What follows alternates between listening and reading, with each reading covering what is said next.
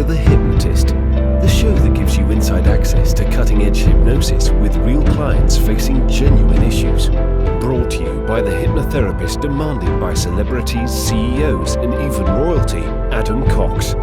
These recordings took place live from Adam's clinic in London's world-famous Harley Street. So, get yourself comfortable and enjoy today's episode of The Hypnotist.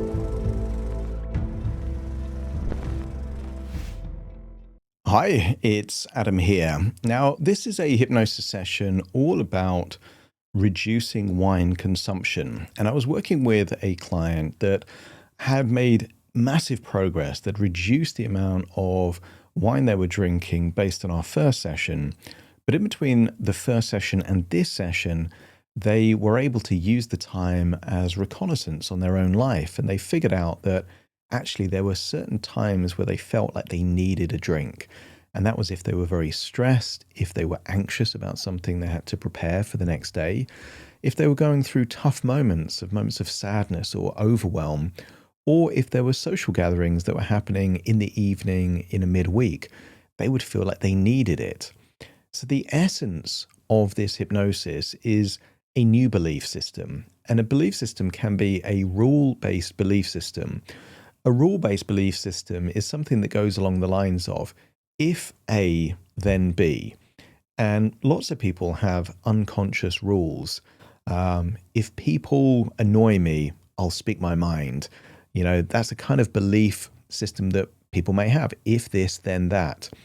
This belief system is the idea that if I need wine, then I don't want wine. And that's really important because it doesn't mean that wine can never be drunk ever again. It specifically addresses the idea of needing it, and needing it is what leads to dependency. And a lot of these stories that link to needs are just narratives and they're not true. And I've heard people say, "Oh, I need a drink." That's clearly not true. It is not a biological need. What they're saying is that they feel like they need it, not that they actually need it. And when you actually call the bluff of a false belief system and you say, actually, the truth is I don't need it, I just want it, then that feels empowering. But if it feels like a need, then suddenly it's not on the table anymore. It's no longer possible. And it forces a better relationship. And this can work in lots of different things as well. I've worked with gamblers, and if they feel a compulsion to gamble, a great thing is if it feels like I have to gamble, I'm not gambling at all. If I feel a craving for a certain food, well, I won't eat it at all. And it becomes a polarity response where the more intense the emotion, the more defiant you become. And that's the very essence of what makes it work. So this is specifically about drinking wine and reducing the amount of wine. But the concept behind this can apply to lots of different things. And if you like the idea of working with me directly, but to focus on your particular thing rather than wine, or even if it is wine, specific circumstances that relate to you and your life, have a look in the description of this episode, and there's various ways that you can learn about how to work with me. For now, though, find a quiet, comfortable place where you won't be distracted or disturbed, relax, and enjoy the session.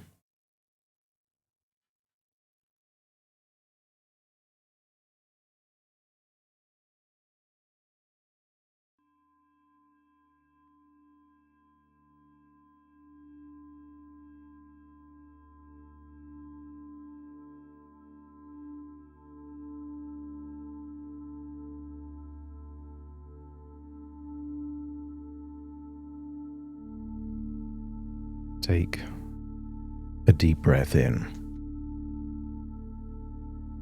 And as you breathe in that resourceful feeling of calm and relaxation. And as you exhale, just allow your eyelids to close. And as they close, position your body in such a way where relaxation is natural, where letting go of tension feels effortless, that it becomes natural for you to drift into that place that place of deep relaxation where thoughts become ideas, ideas become beliefs, and beliefs become naturally the way you look at the world. So when you breathe in deeper than you normally would. And as you exhale, allow the outward breath to continue for longer. And just allow it to feel like it's releasing any stress, any worries, any anxiety. Like it's the release valve of a pressure cooker, just allowing it to escape. So much so that each breath takes you deeper and deeper relaxed. And the deeper you breathe, the more relaxed you feel. And the more relaxed you feel, the deeper you breathe. And as your body relaxes, your imagination awakens to an enhanced level.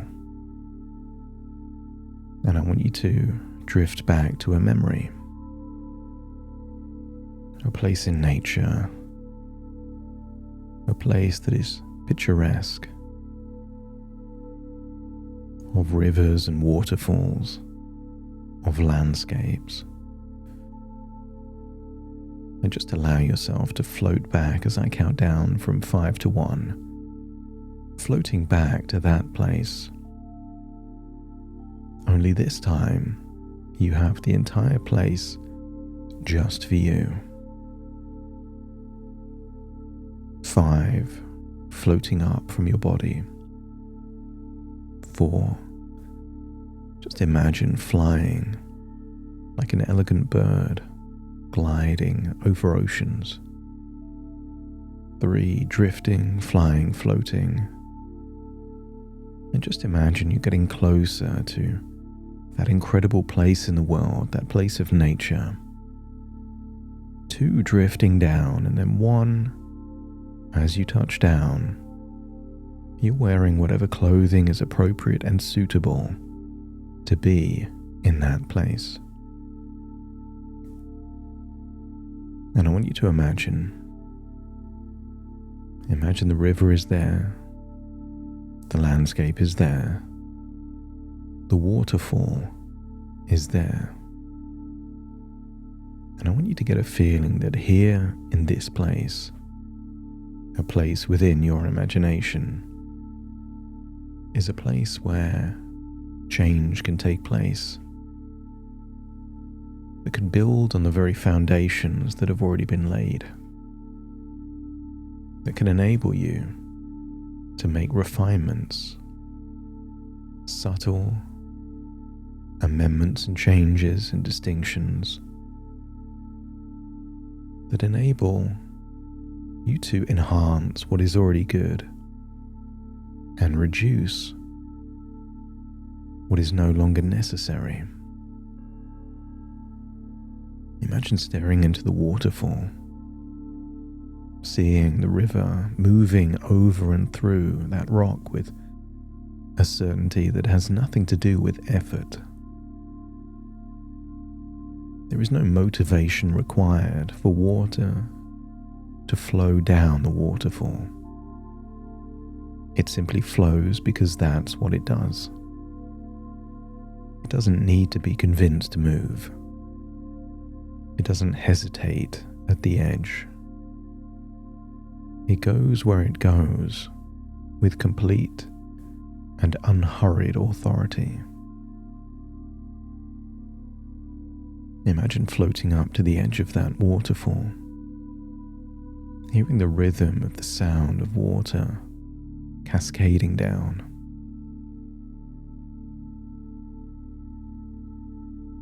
And I want you to get a sense of how you feel in that state of mindfulness, where you activate a version of yourself that needs nothing to feel well.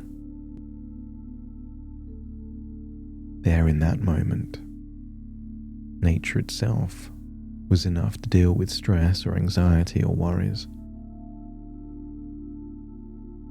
sometimes what we already have is more than enough to provide everything. Clarity, stillness, groundedness. So here, in this place, your mind is open to new ideas that can change things in a wonderful direction. And I want you to think of someone, either yourself or someone you knew, that twisted their ankle or broke their leg years ago,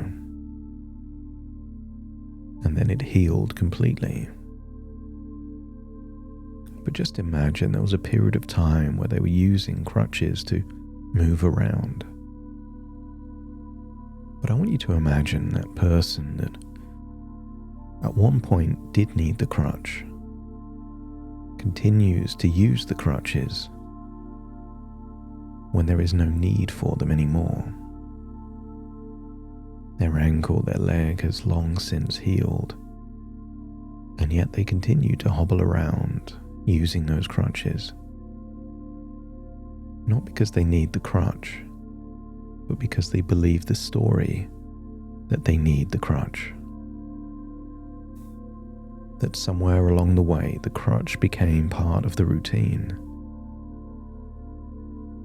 Because it helped once, there was a belief that it will continue helping.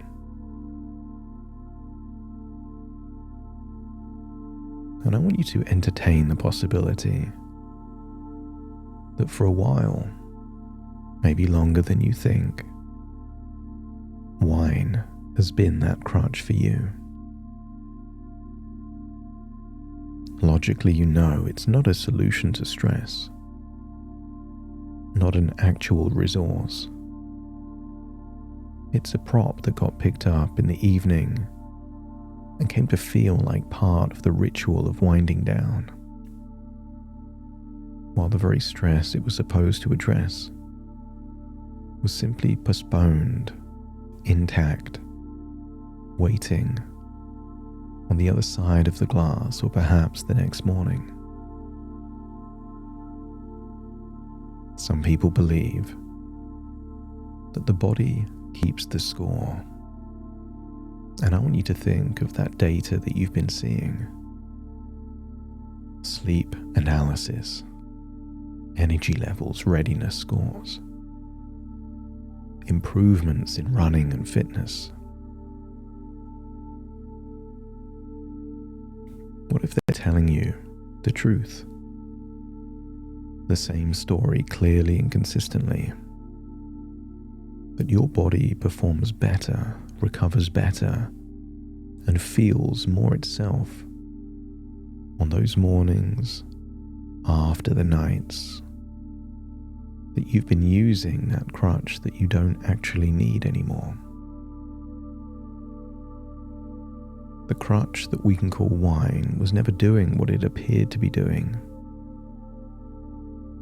It was making things a little more blurred for a few hours, and then returning them unchanged, while taking something from the sleep and the energy and the clarity that paradoxically would have handled the stress far more effectively. Let's plant a seed of an idea that wine is a crutch that you no longer need. Your body has been showing you the proof for months. You don't need the crutch. In the same way that a child may need stabilizers on a bike to learn, but it would be ridiculous to keep those stabilizers on a bike when they can ride the bike without it. And what if there's a single principle that resolves almost every difficult moment around wine? And your unconscious can receive this now as something that operates automatically, below the level of conscious deliberation. An intuitive compass that orients instantly and reliably. The idea, the concept, the principle is simple. If you feel like you need it, then you don't want it. Think about that. If you feel like you need it, the need then means you don't want it. Because the need tells you you're treating it like the crutch. And if you use it like a crutch, you'll start believing you need the crutch even more. And this isn't a restriction, not a forbidden rule. It's a distinction.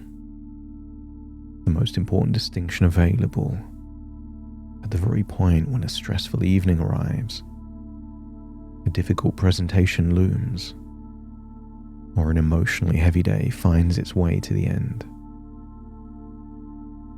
You already know deep down that genuinely wanting wine is a different experience entirely. It feels different.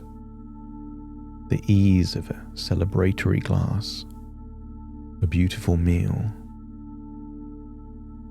when exploring parts of the world and discovering new great varieties and flavors. And where the wine adds something to an experience that was already good, when it enhances, then that's not a need. That's simply a choice. Needing wine has a completely different quality. The particular pull of it arriving before you've even made a choice. The sense that the evening cannot quite begin without it. That you wouldn't feel right if it wasn't there. That something will be harder or more uncomfortable to navigate without it.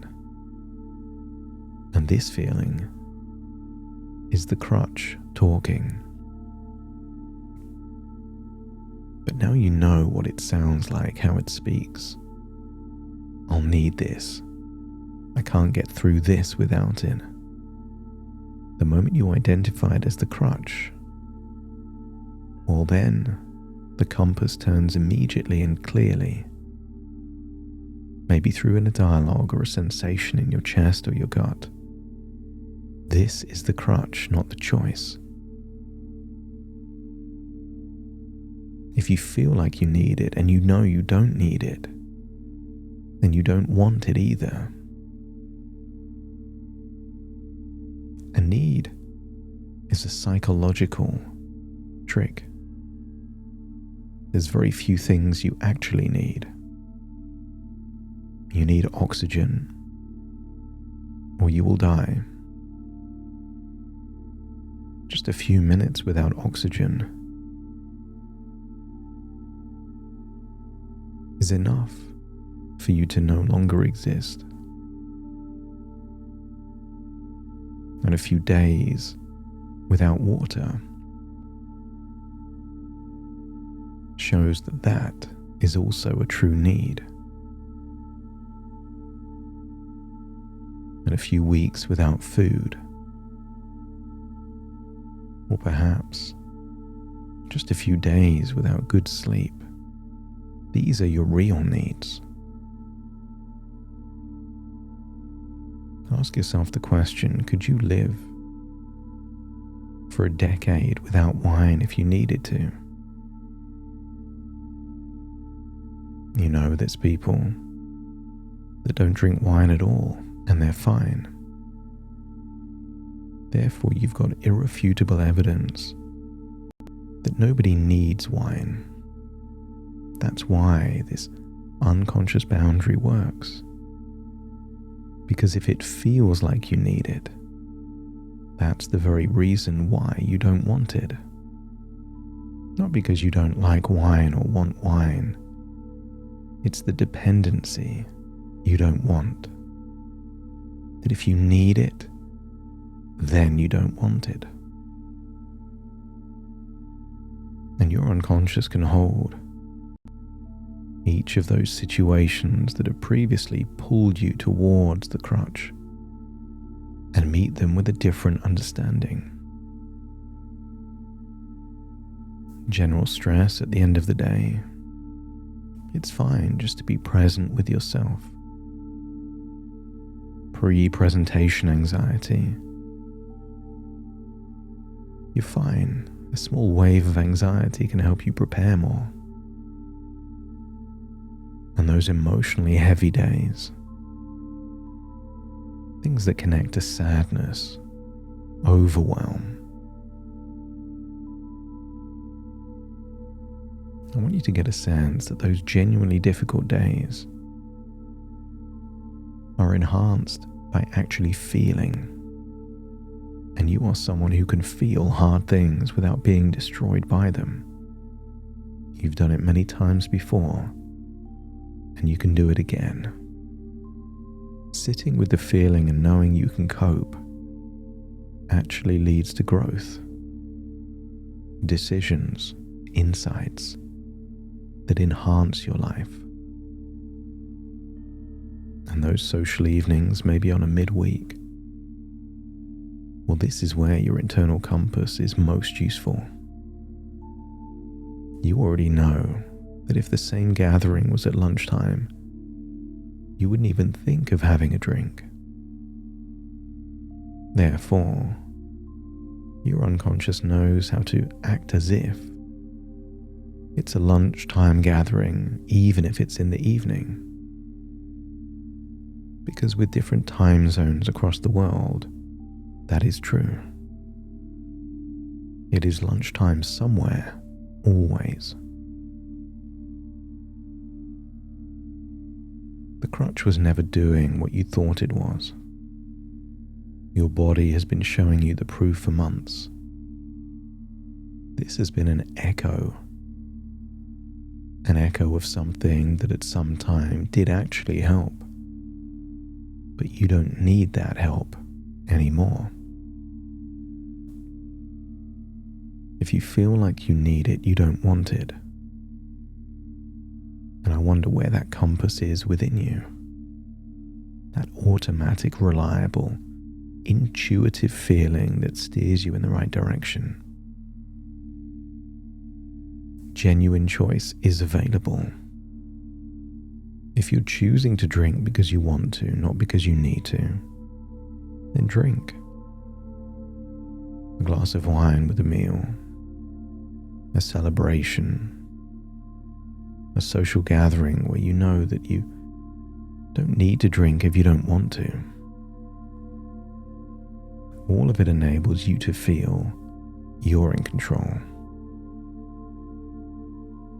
And I want you to imagine seeing yourself in the weeks that follow. You want to have that first evening when you're stressed and not drink anyway. You want to be invited to that social gathering on a Wednesday or a Thursday, knowing that you'll go and not drink at all. You want to have that first tough day and know that you don't need to drink to get through it. If your unconscious feels that you have more than enough resources to no longer need that old crutch that was never working well, let me know by nodding your head. That's it. So there you are by the waterfall, by the river. Just float up into the sky and feel like you're floating all the way back. That when I count from 1 to 10, you will return fully connected and calibrated into your body, fully present in the moment, sensations returning to arms and legs, fully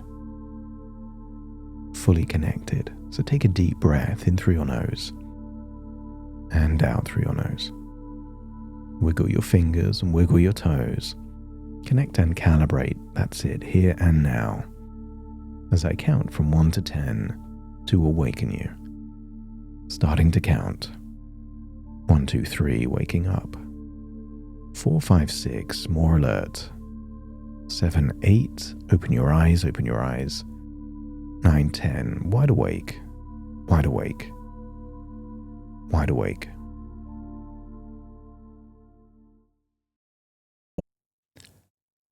Thank you so much for joining me on today's episode of The Hypnotist. If you've enjoyed this episode or got some value from it, please give it a 5-star rating and review. And maybe you know someone that would also benefit from this particular episode, in which case share the episode with them so they can also get the benefit too.